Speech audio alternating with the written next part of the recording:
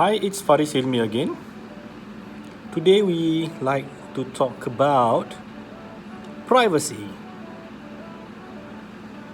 Okay, so in architecture, there are 4 types of gradients in privacy. They are private, semi-private, semi-public, and then public. So with these 4 types of privacy layers, we can identify the spaces that needed for users to use. It is because when you know the functions of these gradients, you will understand how to arrange spaces in buildings, Besides that, understanding culture also quite important to elevate the more understanding of privacy gradients. Alright? It's because different culture have its own different way of lifestyle. So it is quite important to know where or what type of building typology you are doing in. Once you identify the building typology that you have to design, you will study the type of privacy gradients that you have to design.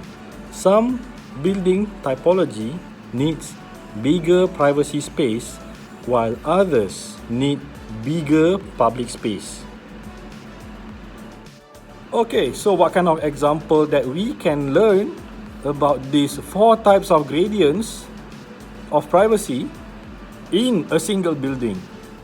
For example, shopping mall, it always have bigger public space compared to private space.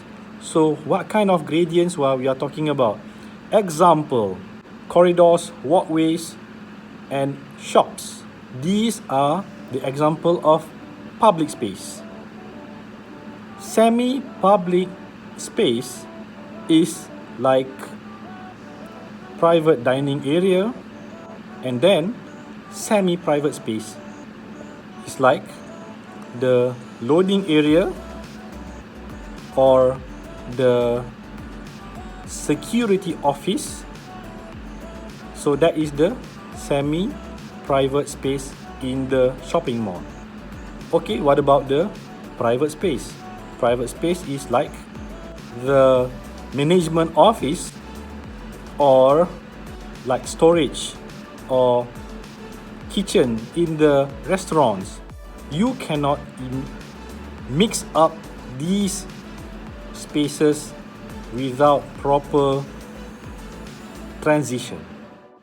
If you mix up these transitions of gradients, the users will be uncomfortable to use these space.